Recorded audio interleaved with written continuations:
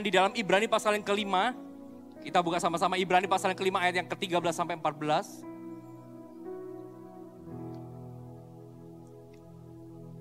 Ibrani pasal yang kelima ayat ke-13 14 katakan seperti ini. Bolehkah sudah menemukan, katakan puji Tuhan? Sebab barang siapa masih memerlukan susu, ia tidak memahami ajaran tentang kebenaran. Sebab ia adalah anak kecil. Tetapi makanan keras adalah untuk orang-orang dewasa, katakan orang-orang dewasa. Yang karena mempunyai panca indera yang terlatih untuk membedakan yang baik daripada yang jahat. Barang siapa masih memerlukan susu, ia enggak memahami ajaran tentang kebenaran. Kebenaran itu selalu tentang makanan keras, bukan cuma susu. Coba tawarkan ke kanan kirinya, memerlukan susu atau makanan keras? Loh, coba tawarkan. Memerlukan susu apa makanan keras? Nah, ketika Bapak Ibu ditanya memerlukan susu apa makanan keras, dijawab aja bahwa siap-siap untuk makanan keras. Firman Tuhan jelas berkata bahwa barang siapa masih memerlukan susu, berarti ia nggak memahami tentang kebenaran. Kebenaran itu bukan dibangun di atas dasar hanya yang ringan-ringan, yang lunak-lunak. Tapi kebenaran firman Allah termasuk kerajaan Allah selalu dibangun di atas dasar sebuah nilai yang keras. Sebuah nilai yang mengubahkan kita. Keras itu bukan perkataan yang menyakitkan. Keras itu artinya kita dibawa untuk maju lebih lagi. Kita dibangun lebih lagi. Dari hari ke hari kita harus terus dibangun jadi manusia dewasa rohani. Sehingga kita makin terlatih menghadapi kehidupan ini. Makanya hari ini Bapak Ibu siap belajar firman Tuhan yang mengubahkan. Yang siap katakan yes. Coba kita beralih, kita buka. Matius pasal yang ke-7, ayat yang ke-15. Kita sedikit belajar firman Tuhan yang keras malam hari ini. Matius pasal yang ke-7 ayat yang ke-15 sampai ayat yang ke-23. Sudah menemukan, katakan puji Tuhan. Judulnya adalah hal pengajaran yang sesat. Bapak Ibu dari judul ya kita bisa melihat pengajaran yang sesat, tetapi ketika saya mempelajari firman Tuhan ini dan saya buka semua terjemahan di dalam bahasa Inggris, sebetulnya terjemahannya bukan tentang pengajaran yang sesat, tetapi tentang berbicara tentang pohon dan buahnya. Semua judul di dalam terjemahan bahasa Inggris selalu ditulis tentang pohon dan buah. Jadi firman Tuhan ini bukan berbicara hanya untuk nabi-nabi palsu, tapi untuk setiap kita. Coba kita lihat ayat ke-15. Waspadalah terhadap nabi-nabi palsu yang datang kepadamu dengan menyamar seperti domba. Tetapi sesungguhnya mereka adalah serigala yang buas. Dari buahnya lah kamu akan mengenal mereka. Dapatkah orang memetik buah anggur dari semak duri atau buah ara dari rumput duri? Demikianlah setiap pohon yang baik menghasilkan buah yang baik. Sedang pohon yang tidak baik menghasilkan buah yang tidak baik. Tidak mungkin pohon yang baik itu menghasilkan buah yang tidak baik. Ataupun pohon yang tidak baik itu menghasilkan buah yang baik. Dan setiap pohon yang tidak menghasilkan buah, menghasilkan buah yang baik, pasti ditebang dan dibuang ke dalam api. Jadi dari buahnya lah kamu akan mengenal mereka. Bukan setiap orang yang berseru kepadaku Tuhan, Tuhan akan masuk ke dalam kerajaan sorga, melainkan dia yang melakukan kehendak Bapakku yang di sorga. Pada hari-hari terakhir, banyak orang akan berseru kepadaku Tuhan, Tuhan, bukankah kami ini bernubuat bagi namamu dan mengusir setan demi namamu dan mengadakan banyak mujizat demi namamu juga. Pada waktu itulah aku akan berterus terang kepada mereka dan berkata, aku tidak pernah mengenal engkamu. Enyahlah daripadaku kamu sekalian pembuat kejahatan, katakan amin. Surga tidak dipenuhi dengan orang-orang yang munafik, Bapak Ibu Saudara. Anda setuju dengan saya? Surga nggak dipenuhi dengan orang-orang yang munafik. Surga nggak dipenuhi dengan orang-orang yang hanya pakai topeng. Surga nggak dipenuhi dengan orang-orang yang hanya baik di luar tetapi nggak di dalam. Surga nggak dipenuhi Dengan orang-orang yang hanya dia bagus di dalam gereja, tetapi tanpa didukung perubahan karakter sesuai dengan buah-buah Roh Kudus. Tapi justru sebaliknya, surga dipenuhi dengan orang-orang yang bertumbuh dan berbuah. Surga dipenuhi bukan dengan para nabi, tapi surga dipenuhi dengan orang-orang yang terus bertumbuh dan berbuah. Sekalipun ia nggak melakukan mujizat, sekalipun ia nggak bernubuat, sekalipun ia menjadi orang yang nggak penuh karunia, tetapi hatinya, hidupnya diubah penuh dengan kasih, sukacita, damai sejahtera, kesabaran, kemurahan, kebaikan, kesetiaan, kelemah lembutan, penguasaan diri. Itulah yang akan memenuhi surga. Karena firman Tuhan mencatat, surga dipenuhi oleh mereka yang selama hidup setia melakukan kehendak Tuhan, baik di dalam suka dan duka. Dan firman Tuhan mencatat di ayat ke-15, waspadalah terhadap nabi-nabi palsu yang datang kepadamu dengan menyamar seperti domba. Tetapi sesungguhnya mereka adalah serigala yang buas. Coba ayat 15 perhatikan, waspadalah. Kata waspadalah itu siapa yang disuruh waspada? Halo? Kita bukan? Kita yang disuruh waspada. Waspadalah terhadap nabi-nabi palsu, berbicara tentang ajaran-ajaran yang datang kepadamu dengan menyamar seperti domba. Dengan kata lain, mungkin ketika ajaran itu datang dalam hidup kita, kita bisa saja berkata bahwa, oh ini ajaran yang benar. Oh ini ajaran yang baik. Tapi firman Tuhan ini untuk dua arah, sebetulnya bukan berbicara tentang nabi palsu, tetapi tentang kita. Ajaran ini dua arah, satu untuk para pengajar, para pemimpin, satu untuk para pendengar, jemaat. Ini dua arah, firman Tuhan ini luar biasa. Digambarkan bahwa nabi palsu datang dengan jubah domba. Ajaran palsu bukan datang sebagai serigala yang langsung kelihatan, tetapi dengan jubah atau pakaian domba yang kita sendiri mungkin gak menyadari. Kata waspada, ini artinya tentang pengajar dan yang diajar atau murid atau jemaat harus waspada dengan hidupnya sendiri. Makanya judul khotbah saya adalah awasi dirimu. Judulnya adalah awasi dirimu. Karena banyak orang ketika dia mendengar bisa saja dia itu ajaran yang salah, tetapi karena menyenangkan telinga dia anggap itu sebagai kebenaran. Makanya kita harus mengawasi diri sendiri. Karena ini tentang bagaimana kita menjaga diri kita. Coba kita lihat ayat ke-16. Ini adalah clue yang Tuhan berikan buat setiap kita. Tentang bagaimana kita mengawasi diri. Dari buahnya lah kamu akan mengenal mereka. Dapatkah orang memetik buah anggur dari semak duri atau buah ara dari rumput duri? Demikianlah setiap pohon yang baik menghasilkan buah yang baik. Katakan buah yang baik. Sedang pohon yang tidak baik menghasilkan buah yang tidak baik. Katakan tidak baik. Dan tidak mungkin pohon yang baik itu menghasilkan buah yang tidak baik. Ataupun pohon yang tidak baik itu menghasilkan buah yang baik.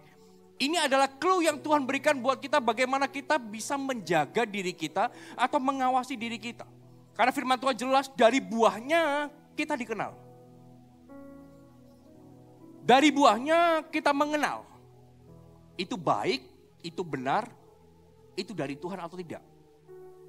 Sebab firman Tuhan juga katakan pohon yang baik, hasilnya selalu baik. Pohon yang gak baik, hasilnya selalu gak baik.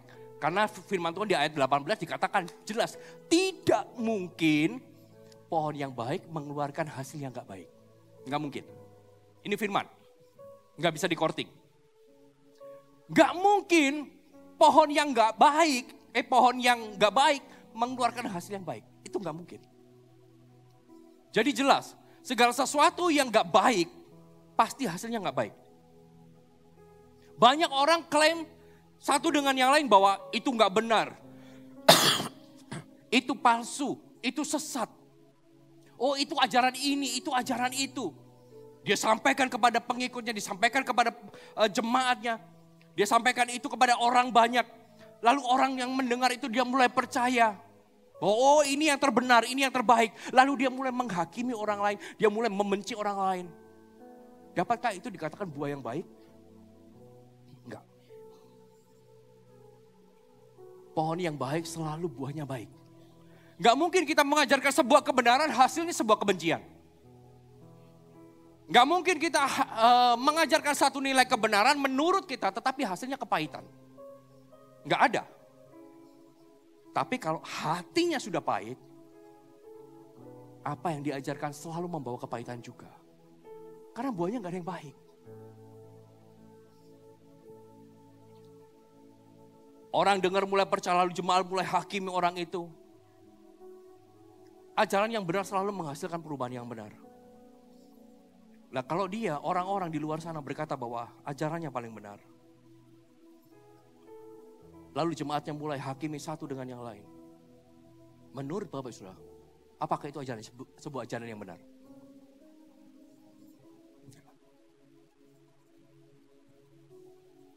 Karena ajaran yang benar selalu mendatangkan kasih, damai sejahtera, sukacita.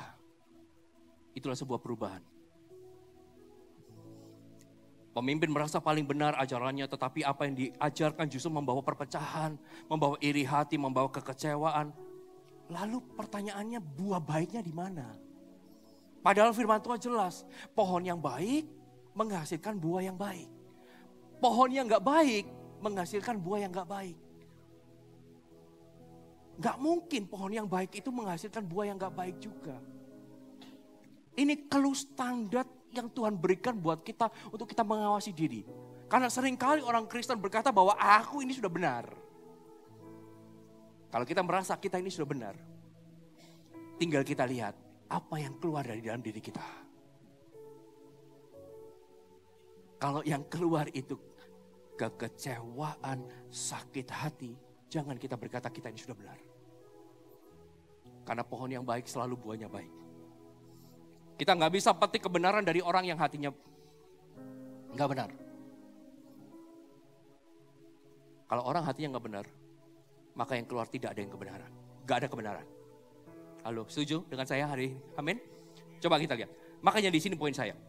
Dari buahnya kamu akan mengenal mereka. Yang pertama, kebenaran akan diikuti dengan karakter yang benar. Selalu. Kebenaran selalu diikuti dengan karakter yang benar. Kalau kita berkata, aku hidup benar, karakternya pasti benar. Makanya kalau kita ke gereja, iblis gak pernah takut hanya karena kita pergi ke gereja. Iblis takut lihat kita berubah di dalam gereja. Seperti Kristus. Iblis takut. Kalau cuma kita datang ke gereja, iblis gak pernah takut dengan kita. Iblis gak pernah takut dengan orang yang memimpin CG. Dia gak pernah takut dengan pemimpin. Dia gak pernah takut dengan orang yang memimpin orang lain. Iblis gak pernah takut dengan jabatan kita. Tapi iblis takut dengan kebenaran yang keluar dari dalam hati kita. Itu iblis takut. Iblis gak takut dengan jabatan kita. Head to head sama iblis. Kita bawa, aku ini coach TL. Gak takut dia. Aku ini pastor. Dia gak takut. Aku ini CGL, aku ini orang benar. Iblis gak pernah takut. Tapi dia takut ketika di dalam kehidupan kita, dalam hati kita keluar sesuatu yang baik. Sesuatu yang benar, itu iblis takut. Jadi awasi diri kita. Jangan kita jadi orang yang merasa benar tapi buahnya gak begitu. Waspadalah. Makanya firman Tuhan berkata waspadalah. Jangan sampai kita berkata bahwa aku sudah benar. Kita ngomong sama orang, wah aku udah berubah. Tapi gak pernah ada buah perubahan. Karena temanya mengosongkan neraka, memenuhi surga. Izinkan saya berbicara lebih keras lagi ya Bapak Ibu ya. Siap ya? Siap berdarah-darah? Karena saya mau kita semua berubah. Firman yang saya persiapkan ini dua arah. Pertama itu juga menembak ke saya. Karena saya pengajar. Makanya saya pastikan Tuhan tahu hidupku. Aku juga mengawasi hidupku. Supaya apa yang kuajarkan itu juga yang kuhidupi. Jangan kita mengajarkan ajaran yang kita anggap benar tapi justru membawa perpecahan dan kebencian bagi orang lain. Semua hasil hidup kita harus kasih sukacita, damai sejahtera, kesabaran, kemurahan, kebaikan, kesetiaan, kelemah lembutan, penguasaan diri. Itu hasilnya. Pertanyaannya adalah hari ini, sudahkah kita punya itu? Kalau kita belum punya itu, berarti kita ini belum, standar kebenarannya belum sesuai dengan apa yang Tuhan mau. Belum. Dan ini clue yang kedua yang Tuhan kasih. Ayat 21. Bukan setiap orang yang berseru kepadaku Tuhan, Tuhan, akan masuk ke dalam kerajaan sorga. Melainkan dia yang melakukan kehendak Bapakku yang di sorga. Ya, melakukan kehendak Bapa yang di sorga merupakan suatu syarat untuk masuk kerajaan Allah. Yang artinya kedua, kebenaran itu akan selalu diikuti dengan komitmen untuk taat kehendak Bapa. Selalu. Karena firman Tuhan jelas. Bukan setiap orang yang berseru Tuhan, Tuhan. Ini artinya lebih dalam. Bukan orang itu yang berdoa, Tuhan, Tuhan. Baca Alkitab setiap hari. Bukan itu yang masuk. Tapi orang yang taat melakukannya. Jadi kalau hari ini kita setiap hari berdoa aku setiap hari. Saat teduh, baca Alkitab, yes. Tapi kita enggak taat melakukan kehendak Bapa. Surga bukan tempat kita, Bapak Ibu Saudara. Harus dikatakan ini. Karena firman Tuhan jelas.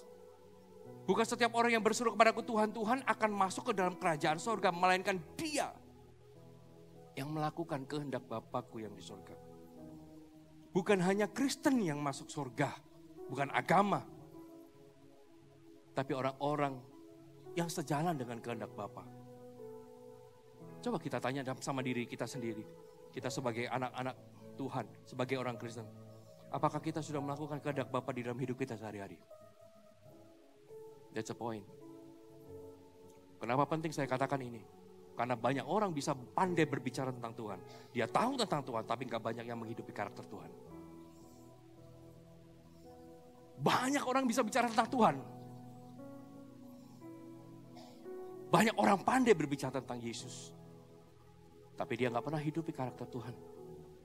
Banyak orang pandai bicara tentang Tuhan, tapi gak banyak orang yang mau taat sama Tuhan. Khotbah, jago. Pelayanan, jago. Tapi kalau Tuhan perintahkan sesuatu, khusus ini gak mau Tuhan.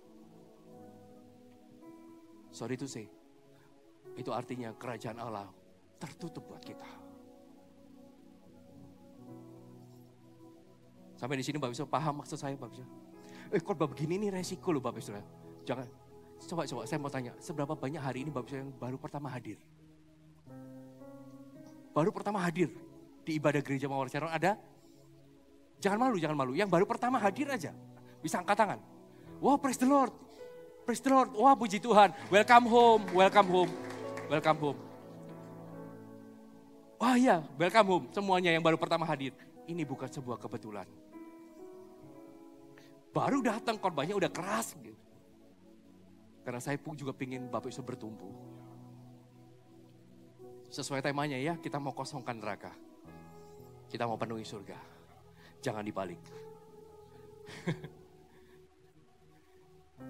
Ya, banyak orang pandai berbicara tentang Tuhan tapi gak pernah hidupi.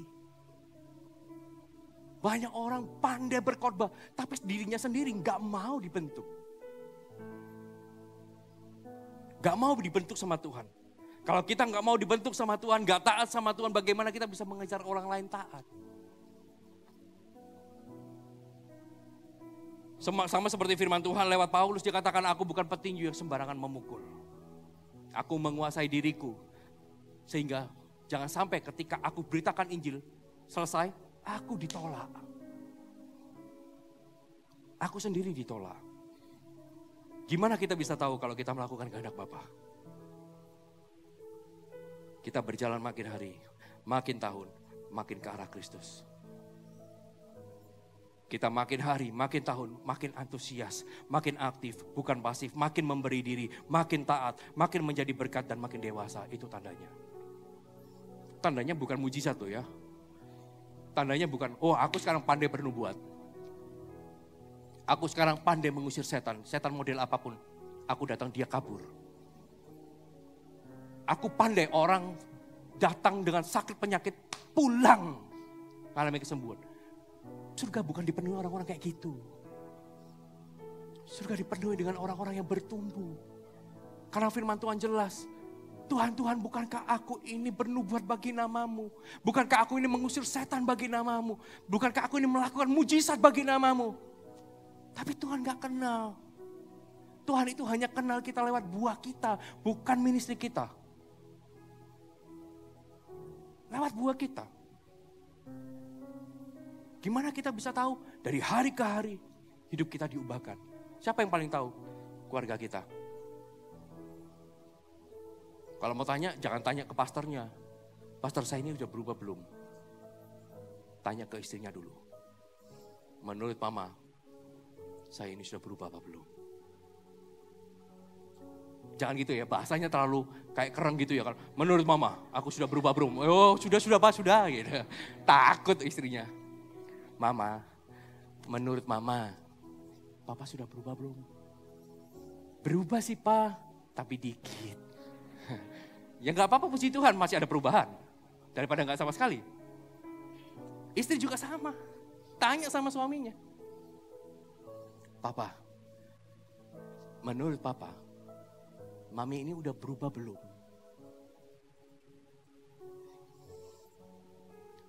Biasanya kalau kebalik gini yang tanya ya, suaminya gak berani jawab. Takut salah jawab. Kalau iya, biasanya ya, iya mama sudah berubah. Papa pasti bohong.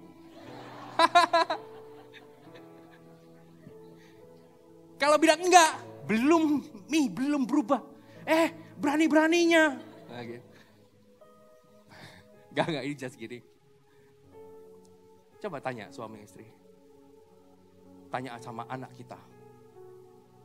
Menurut kamu, Daddy Mami sudah berubah belum? Mereka yang paling tahu perubahan kita. Kalau ketemu sama saya sih, belum tentu. Seminggu 2 kali, kadang cuma seminggu sekali. Kalau saya ditanya, Pak saya sudah berubah, ya saya akan lihatnya di gereja. Kalau di gereja mah ya semua malaikat. Semuanya baik.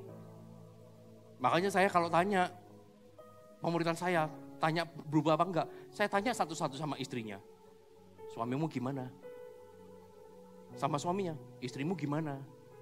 Saya selalu tanya, biasanya jujur, ya gini ya. Baru saya ketika bertemu, terjadilah pemuridan.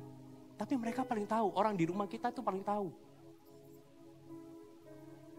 Maka mulailah melakukan kehendak Bapa di area yang Tuhan sering bicara hari-hari ini dalam hidup kita. Area apa yang hari ini Tuhan berbicara untuk kita lakukan? Seberapa banyak hari ini kita mungkin masih menyimpan kekecewaan, masih membenci. Padahal Tuhan sudah berbicara, ampuni. Kalau kita mau melakukan kehendak Bapa, mulai dari sana. Ampuni. Kalau kita masih simpan kekecewaan loh ya. Seperti yang saya sudah sampaikan sebelumnya. Bahwa mengampuni itu mudah. Siapa yang setuju dengan saya? Angkat tangannya. Loh, mengampuni itu mudah. Mengampuni itu mudah. Yang sulit itu melupakan. Hari ini kita, ya sudah aku ampuni. Tapi besok lihat wajahnya, ingat kita. Sakit hati lagi kan? Makanya yang mudah itu mengampuni, melupakan itu yang sulit. Tapi jelas firman Tuhan katakan, Petrus kan datang sama Tuhan Yesus, berapa kali aku harus mengampuni? Berapa jawabnya? 70 kali? 7, itu maksudnya ketika kita ampuni hari ini, besok lihat orangnya, ingat lagi, ampuni lagi. Besok lihat wajahnya lagi, ampuni lagi. Sampai 70 kali 7. Saya percaya. Kenapa? 70 kali 7 kita sudah lupa ingatan. Lupa ingatan. Kalau kita memang diminta Tuhan untuk melakukan kehendaknya dengan memberikan pengampunan, ayo lakukan.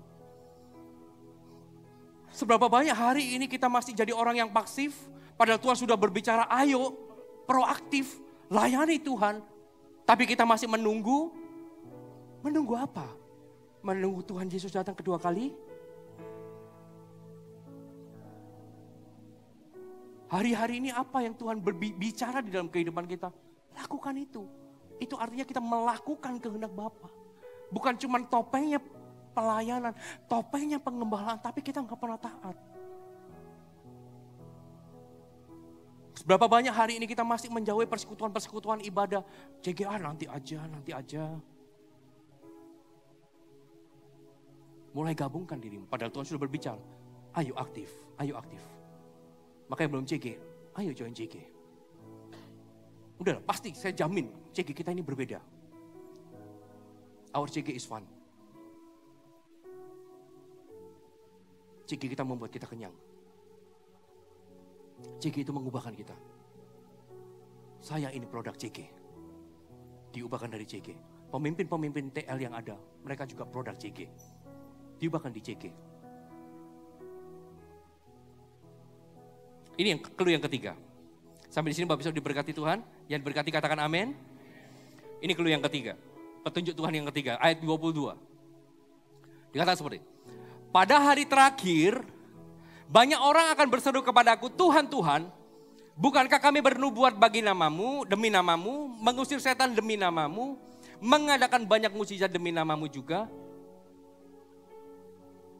Kalau ada kata juga, itu berarti dia lakukan gak cuma buat Tuhan. Tapi dia lakukan juga buat dirinya. Makanya kenapa orang seperti ini gak masuk dalam kerajaan Allah. Gak pernah ada yang salah dengan bernubuat. Ini bukan tentang nubuat palsu. Bukan. Karena firman Tuhan jelas, judulnya bukan ajaran sesat. Judulnya itu pohon dan buah. Artinya ketika dia bernubuat, dia melayani kelepasan, dia mengusir setan, melakukan mukjizat, tapi hidupnya gak pernah sama. Makanya Tuhan tolak. Yang ketiga, clue ketiga. Kebenaran itu selalu Tuhan semakin besar, kita semakin kecil, bahkan gak kelihatan. Itu kebenaran. Kalau kita berkata, aku mau hidup benar, artinya Tuhan harus terus nampak dalam hidup kita, kitanya harus semakin kecil, gak kelihatan. Jejak langkah kita gak boleh kelihatan Bapak Ibu Saudara. Sekalipun kita mungkin pionir yang membuat berhasil segala sesuatu mungkin. Tapi kita perlu ingat bahwa di dalam segala sesuatu Allah turut bekerja, berarti bukan kita. Kita gak boleh ambil kreditnya, gak boleh ambil kemuliaannya. Karena yang namanya kebenaran itu selalu Tuhan semakin besar di dalam hidup kita, kita semakin gak kelihatan. Gak boleh ada kata aku yang penting di dalam ministry kita. Gak boleh ada kata aku yang kelihatan di dalam ministry kita. Itu karena aku, itu hasil kerjaku, itu semua karena aku. Gak boleh ada kata aku. Tapi Tuhan, ini semua karena Tuhan. Bernubuat, mengusir setan, mengadakan mujizat, itu semua pelayanan yang wow di mata domba. Makanya kenapa dikatakan ajaran datang menyerupai domba. Karena biasanya domba itu wow dengan begitu-begitu. Di luar sana Anda lihat pelayanan kesembuhan rame Bapak Saudara. Gak pernah sepi. Rame. Ada yang ibadahnya cuma ibadah KKR. Kalau ada KKR dia ibadah. Bernubuat mengusir setan itu pelayanannya wow. Tapi kita mesti ingat bahwa itu bisa menjerumuskan kita kalau kita salah. Gak ada masalah kalau ketika kita melayani pelayanan kesembuhan, kita bernubuat mengusir setan, Tuhan yang semakin besar. Oh ini bukan karena saya. Enggak. Ini karena semua Tuhan. Gak ada masalah. Tapi kalau pujian-pujian sudah mulai datang dan kita sudah berada di paling depan. Kalau gak ada kita gak bisa sembuh. Nah, itu masalahnya.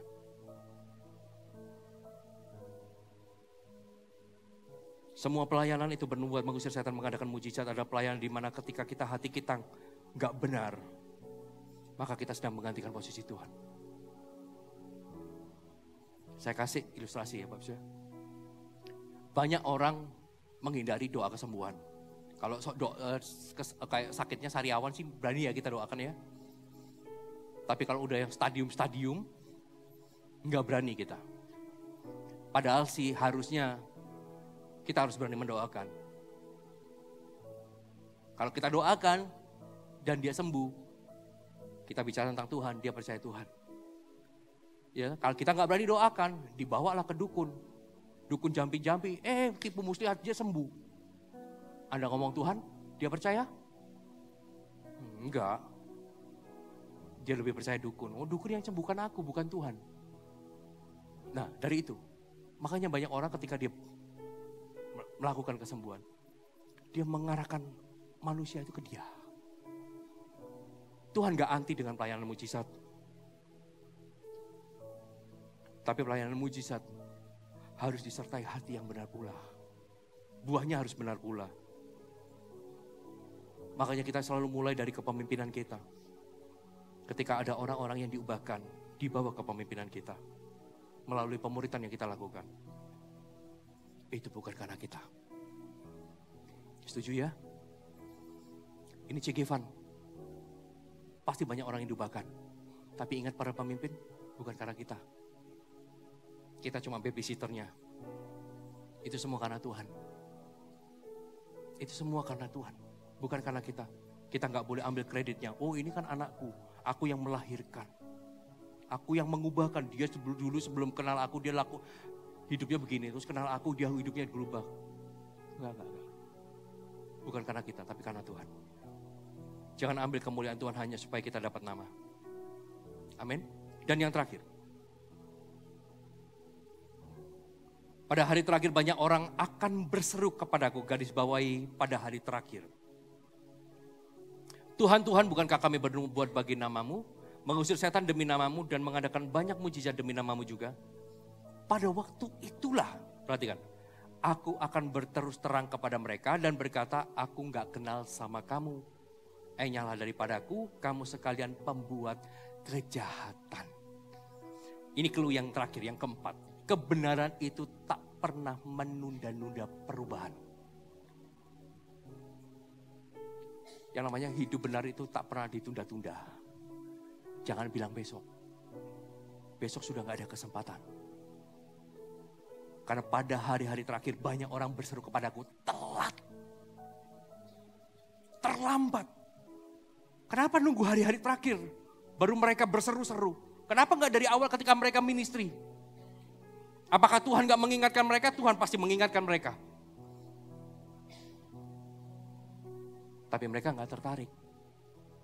Sampai pada waktu itu Tuhan berkata, berterus terang, aku gak kenal kamu.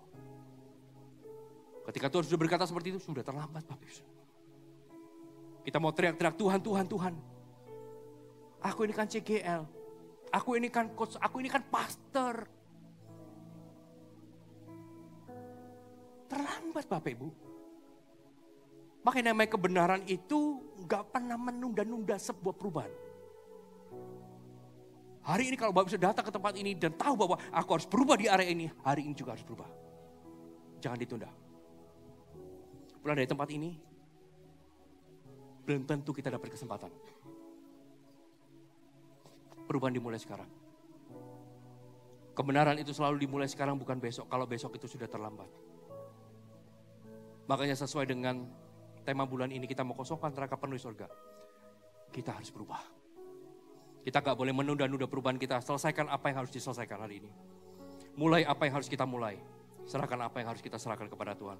Maka di sana kita akan melihat pekerjaan Tuhan yang nyata di dalam hidup kita. Katakan amin. Katakan amin. Mari saya undang semua bisa pakai berdiri. Tak kusangka